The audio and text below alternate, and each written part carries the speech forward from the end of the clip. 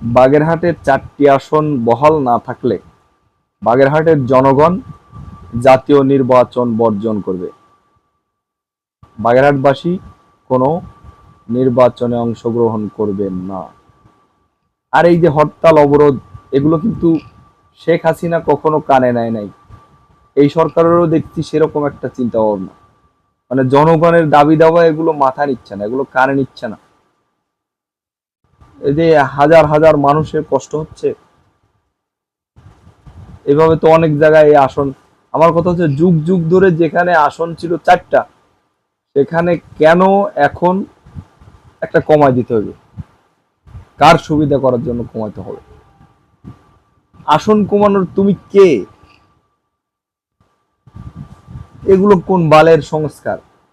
এগুলো কোন বালের কাজ করতেছে?